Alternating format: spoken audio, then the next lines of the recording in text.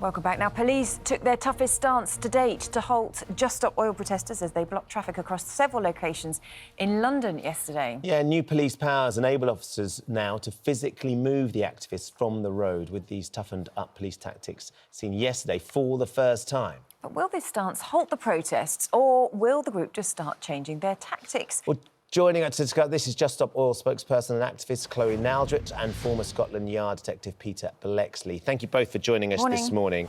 Peter, I wonder what your reaction was to seeing this footage yesterday of the police officer actually physically trying to move one of the protesters.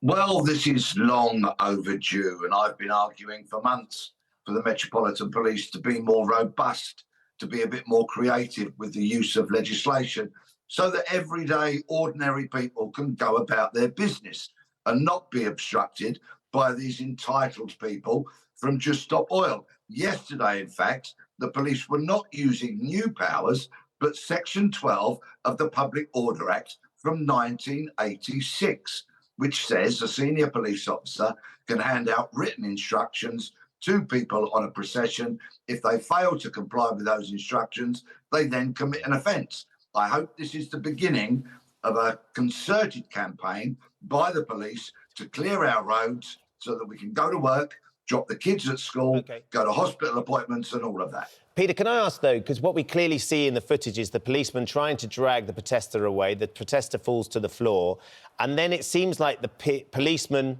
for whatever reason, thinks better of actually continuing to drag him out of the road totally, or maybe thought better of it and thought maybe this is too heavy-handed. I mean, there seems like there's a change of sort of stance at that point there as we're looking at that footage. I suspect what happened was the officer was trying to clear the near side lane, so the lane closest to the pavement, in order that some vehicle can get through there. Whether this is going to be broadened out and we see people being dragged off the carriageway entirely, which is what I would like to see, then time will tell. OK, Chloe, let's come to you then. When you watch footage like that, what do you make of it? Do you think it will put protesters like yourself off from this action, or do you feel like it will spur you on? How do you feel? Well, the first thing to say is that the marches that we're doing are completely legal. And marching has been a key tactic of all the social movements that have created essential change: workers' rights, gay rights, civil rights, women's rights. So what we're doing is in that tradition of creating absolutely essential change in the moment.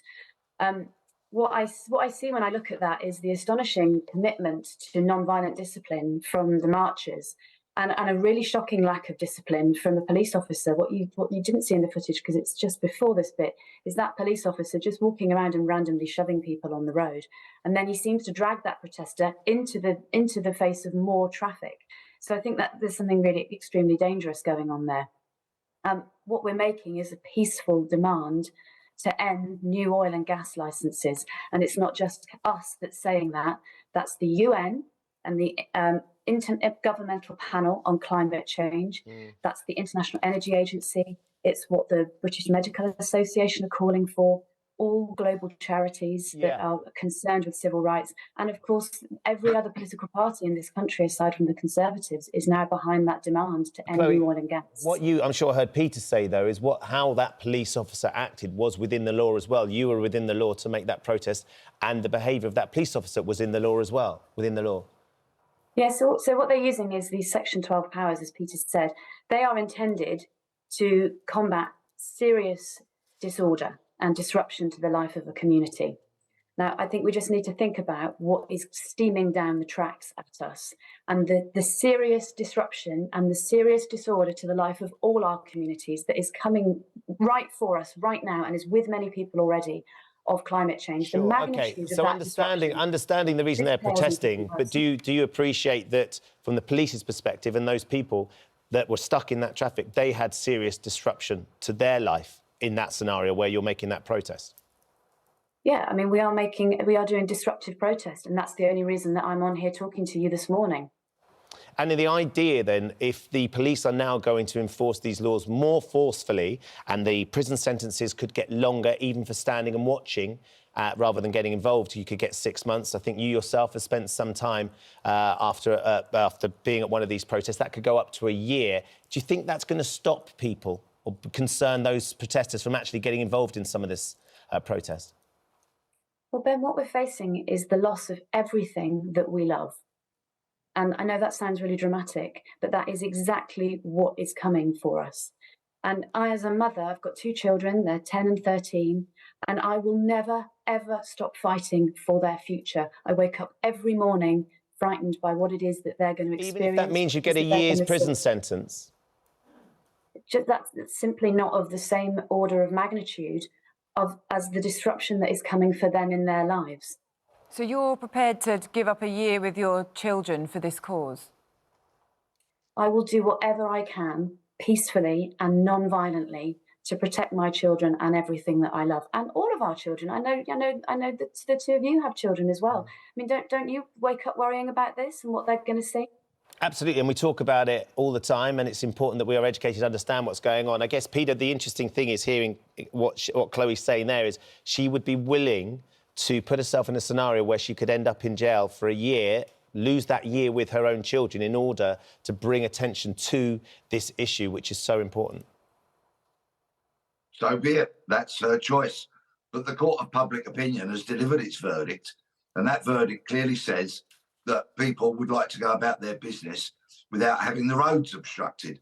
The Metropolitan Police, their response has been lamentable in recent weeks and months, and consequently the respect for the police has been tanking, just like trust and confidence in the police has been hitting the floor. It's now time for the police to actually act on behalf of the law-abiding majority, clear the roads, let us get on with our business and get these clowns out of the way. And Peter, do you think there's been a risk? Because we've seen the public getting involved, haven't we, and taking matters into their own hands because they feel that the police haven't been doing enough. Absolutely. And that's been the ludicrous consequences of this, that we've seen law-abiding members of the public wanting to get to work, wanting to earn a wage, wanting to contribute to the economy, being prevented from doing that. And then there have been very unsavoury scenes of police officers threatening the otherwise law-abiding public because they have chosen to remove the protesters.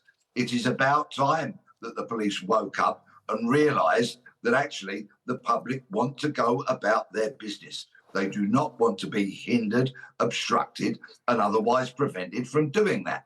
The police should be on the side of the law-abiding majority. They will facilitate protest when it is lawful, but it's about time that the roads got cleared. OK, Peter Bleksley and Chloe Naldrett, thanks both for joining us this morning. Let's have a look at the weather. Here's Alex. Looks like things are heating up. Boxed